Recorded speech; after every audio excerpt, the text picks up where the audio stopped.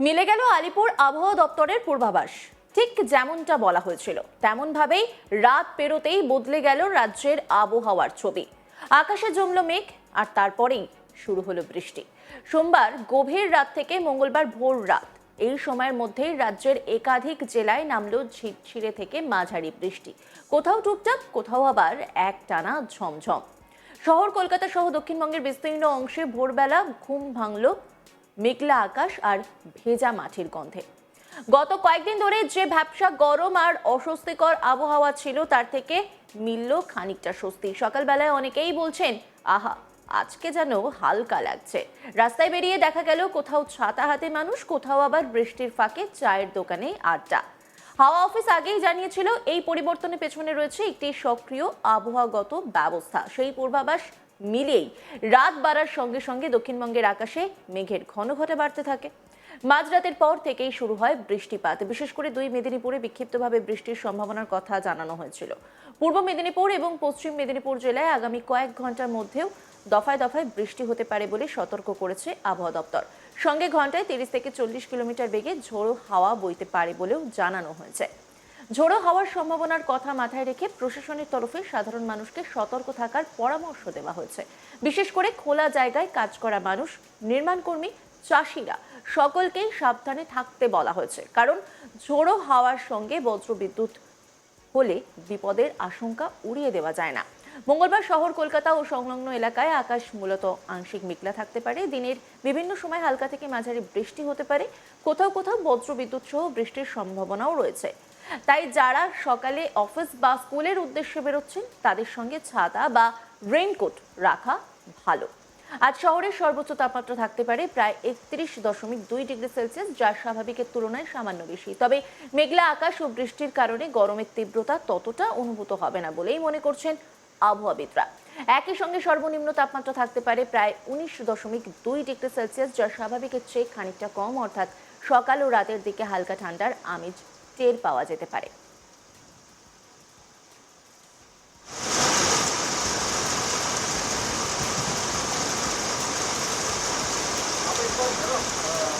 এবার আসা যাক উত্তরবঙ্গের কথায়। উত্তরবঙ্গের পার্বত্য জেলাগুলিতেও রয়েছে বৃষ্টির সামান্য সম্ভাবনা। বিশেষ করে দার্জিলিং, কালিম্পং এবং জলপাইগুড়ি জেলায় হালকা বৃষ্টি হতে পারে বলে জানানো হয়েছে। পাহাড়ে সকালবেলায় কুয়াশা আর মেঘের আনাগোনা থাকলেও দিনের দিকে আবহাওয়া কিছুটা পরিষ্কার থাকতে পারে।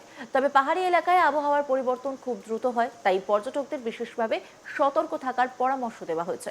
যারা এই সময় পাহাড়ে বেড়াতে গিয়েছেন বা যাওয়ার পরিকল্পনা করছেন তাদের স্থানীয় আবহাওয়া বুলেটিন খেয়াল রাখার কথা বারবার বলা হচ্ছে। উত্তরবঙ্গের জেলাগুলিতে আপাতত সর্বোচ্চ ও সর্বনিম্ন তাপমাত্রা প্রায় একই রকম থাকবে। তবে মেঘলা আকাশের কারণে দিনের তাপমাত্রা সামান্য কমতে পারে। এতে গরমের দাপট কিছুটা কমবে, কিন্তু আর্দ্রতা থাকলে ভ্যাপসা ভাব থাকতে পারে। এদিকে আবহাওয়া দপ্তর জানাচ্ছে 25শে ফেব্রুয়ারি বুধবার থেকে আবার শুষ্ক আবহাওয়ার সম্ভাবনা রয়েছে। আকাশ পরিষ্কার হতে পারে, মেঘের পরিমাণ কমবে, ফলে দিনের তাপমাত্রা আবার ধীরে ধীরে বাড়তে পারে। দক্ষিণবঙ্গে রোদের প্রখরতা বাড়ার সম্ভাবনাও উড়িয়ে দেওয়া যাচ্ছে না। তবে পাহাড়ি এলাকায় ভিন্ন ছবি দেখা যেতে পারে। সিকিম সংলগ্ন উচ্চ পার্বত্য অঞ্চলে হালকা ঝোড়ো হাওয়া, বজ্রবিদ্যুৎ সহ বৃষ্টি, এমনকি গ্রাউন্ড ফ্রস্ট বা হালকা তুষারপাতের সম্ভাবনাও রয়েছে। বিশেষ করে সিকিম লাগোয়া উচ্চ পার্বত্য এলাকায় তাপমাত্রা অনেকটাই নেমে যেতে পারে, ফলে সেখানে ঠান্ডার প্রকোপ বাড়বে। আবহাওয়াবিদ হাবিবুর রহমান বিশ্বাস কি বলছেন শুনবো। পূর্ব পশ্চিম মেদিনীপুর, উত্তর দক্ষিণ চব্বিশ পরগনা, কলকাতা, হাওড়া, হুগলি, বাঁকুড়া, নদিয়া, বর্ধমান এইসব জেলাতে কিছুটা সম্ভাবনা রয়েছে বজ্রবিদ্যুৎ সহ বৃষ্টিপাতের।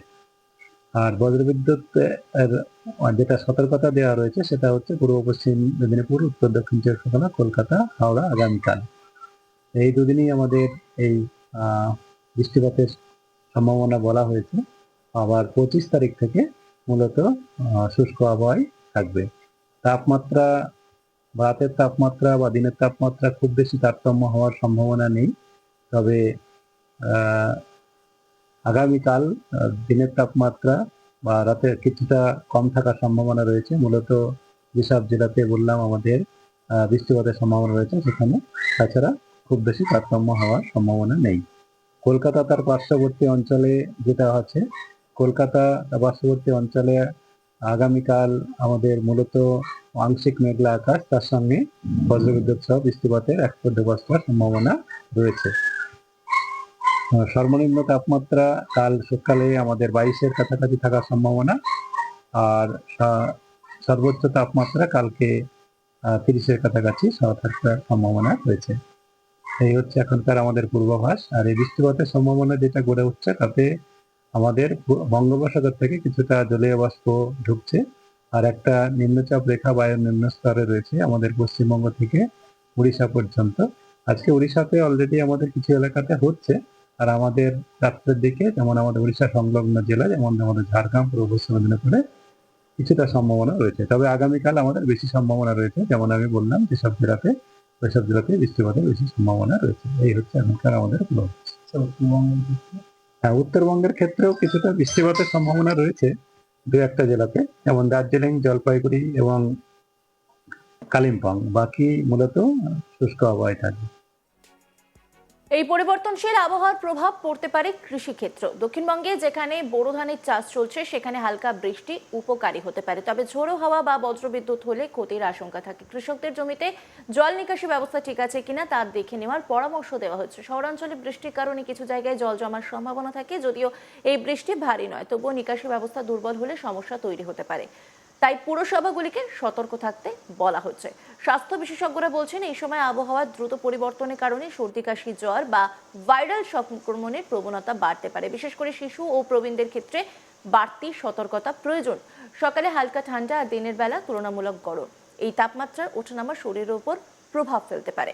আবহাওয়াবিদদের মতে এই সময়টা ঋতু পরিবর্তনের প্রভাব স্পষ্ট। শীতের বিদায় আর গরমের আগমনের মাঝামাঝি সময় হওয়ায় বায়ুমণ্ডলে অস্থিরতা তৈরি হয়। তার ফলেই দফায় দফায় বৃষ্টি, ঝোড়ো হাওয়া এবং বজ্রবিদ্যুতের মতো পরিস্থিতি তৈরি হচ্ছে। সাধারণ মানুষকে পরামর্শ দেওয়া হচ্ছে বজ্রবিদ্যুতের সময় খোলা মাঠে না দাঁড়ানোর জন্য, উঁচু গাছের নিচে আশ্রয় না নেওয়ার জন্য এবং মোবাইল ফোন ব্যবহার এড়িয়ে চলতে বলা হচ্ছে। বাড়িতে থাকলে বৈদ্যুতিক যন্ত্রপাতি সাবধানে ব্যবহার করতে বলা হচ্ছে। যানবাহন চালকদেরও সতর্ক থাকতে বলা হয়েছে। বৃষ্টির কারণে রাস্তা পিচ্ছিল হয়ে যেতে পারে, বিশেষ করে ভোর বা রাতের দিকে দৃশ্যমানতা কমে গেলে দুর্ঘটনার আশঙ্কা বাড়ে। তাই গাড়ি চালানোর সময় হেডলাইট জ্বালিয়ে ধীরে চলার পরামর্শ দেওয়া হচ্ছে। সব মিলিয়ে বলা যায়, আপাতত গরমের তীব্রতা থেকে খানিকটা স্বস্তি মিললেও আবহাওয়ার এই ওঠানামা আরো কয়েকদিন চলতে পারে। মঙ্গলবার পর্যন্ত বিক্ষিপ্ত বৃষ্টির সম্ভাবনা থাকলেও বুধবার থেকে আবার শুষ্ক ও পরিষ্কার আকাশের ইঙ্গিত মিলছে। পুরোপুরি গরমের প্রস্তুতি নেওয়ার সময় এখনো আসেনি, আবার শীতের পোশাকও পুরোপুরি তুলে রাখার সময় নয়।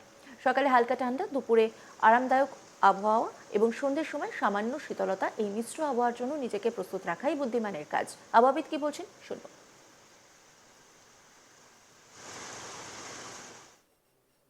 উত্তর দক্ষিণ 24 কলকাতা, হাওড়া, হুগলি, বাঁকুড়া, নদিয়া, বর্ধমান, এইসব জেলাতে কিছুটা সম্ভাবনা রয়েছে বজ্রবিদ্যুৎ সহ বৃষ্টিপাতের।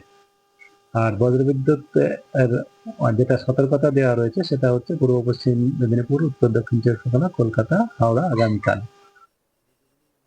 অন্যান্য খবরের আপডেটের জন্য অবশ্যই নজর রাখুন আজ তাক বাংলার ইউটিউব স্ট্রিমিং এ। লাইক, কমেন্ট, শেয়ার এবং সাবস্ক্রাইব করতে ভুলবেন না।